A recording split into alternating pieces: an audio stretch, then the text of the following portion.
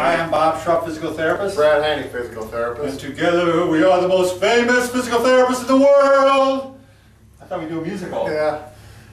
Yeah, stick to your day job, Bob. All right, in our opinion, of course. And what's the topic today, Bob? I don't know, it's your thing. It's my job here. Right here it is.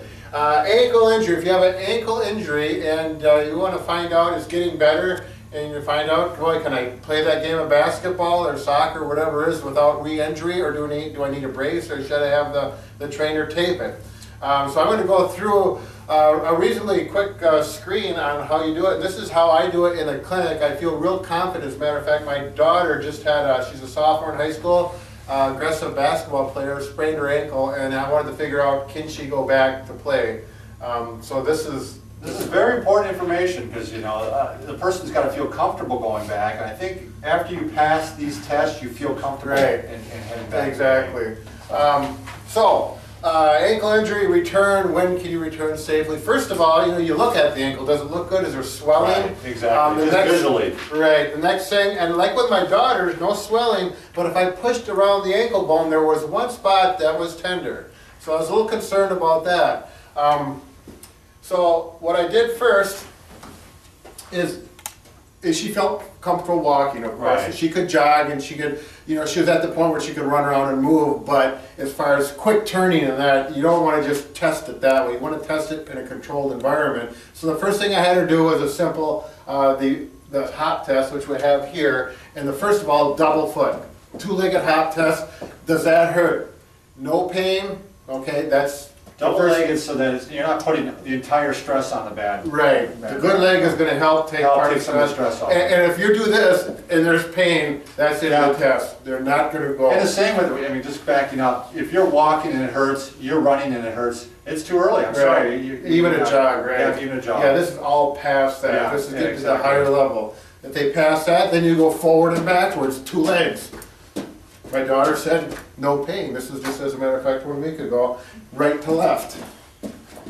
Yeah. She still said no pain. Now you're starting to get some of those lateral movements that where you're going to replicate in a game. Yeah, 90% of all ankle sprains happen to the inside, if you can see, like this. Right, so the pain is on the outside of the ankle. Right, typically, and that puts the stress on that. Right. No pain with that, zero pain, go to the next test, and then we go to the single leg test, okay? I had her hop like this, no pain. Forward and backwards. Just a few times, just testing it, still no pain. And right to left, no pain. That's not the end of the test. Now we got to give it the real test. This is where it starts, and this is where I start. So I keep track of things. Can I see that, Bob? Yeah. Can you see this? There's Bob in the way. Okay, I make a simple chart like this. If you want to zoom in a little bit, Nancy, I put right and left. That's right leg, left leg, and this is a percentage chart over here. We'll get to that later. The up-down test, right to left, and to and fro, or forward and backwards. So, let's say the left one is the one in question. So on the right leg, the one that's not injured, I'm going to take my stopwatch, I'm going to say go, and she's going to hop up and down for 15 seconds and count the number of hops. Usually, most people that have no injury, somewhere around 30, okay? Then the left leg, I had her do that. Okay, and she came up with about 28 or 29. She had no pain, so I put 0 over 10. 10 meaning extreme pain, 0 no pain, so she had no pain with that. Then we went right. Actually, I usually go forward and backwards. I flip that around. You can do it either way, but I really like to go forward and backwards first. Uninvolved leg, 15 seconds. And again, it's usually around 30. It varies from person to person. This is all single leg stuff now. Yeah, single leg. We're off the double leg stuff. Yeah. We're going single leg. That's why I got right and left. I understand that. I just want to clarify. Very good. And then the involved leg, again, sometimes if it's 30. With hers, actually, she was down a little bit on that. She was about 29. She had a little bit of pain with that. Not much, 1 over 10. Okay? Then we're right to left, the big one. And she went backward, back and forth, and she was fine there. Again, it was around 30. And then she did the involved leg, the sprained ankle. And this is with your plain shoe on, no support whatsoever. And you go back and forth, except for the game shoe. And I could tell it wasn't as good. That number was down at about 24. her pain was 2/10. And in fairness, people do have a dominant leg just like they have a dominant Sure. arm. So you're going to probably have, you know, one leg that is going to be a little bit better than the other, but they should be close. Right. 30 and 24 are not close. Right. Plus she had pain with Plus it. she had pain with it. So she's in that gray zone. She wants to play. She thinks she can. The trainer taped it.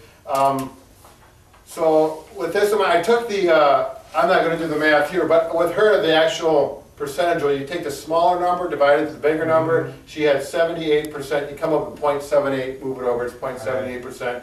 These were both above 90. And if you're above 90, that's the number that typically they say, well, you can play, you might need to wear a brace. She was at 78, she had 2 more days to the game. I checked her again the morning of the game. This number jumped up past 90%. She had her ankle taped and she played with the tape. Since then, I bought her an ASO ankle brace, which I really like. We have a video, if you look on that, capital ASO. They're nice braces. They're great braces. Yeah, they're great for the athlete. The next test, now I didn't do this test with her, but I could have. It's called the jump test. This is where you stand with one leg, you draw a line on the ground. I can see a line here on the carpet. You won't be able to see it there. It's not important, but you stand like this, hands locked behind your back, on one leg, and then you take a tape measure like this. Can you hold that? Yep. Set that right on the floor. 0 is on the line. I usually do it in centimeters. You can do it whatever you want. And then you simply have the person hop as far as they can. And it has to be a good quality hop. They shouldn't fall. They have to do it over. The good leg, you hop 3 times. And you measure where the back of the heel is on the tape measure. So if it's 100 centimeters, 102, and 106, you take 3 jumps. You write the numbers down, whatever it is, and then you average it out. So if it's 102, 195, and 101, it may average out to, let's say it averages to 100. Then the involved leg.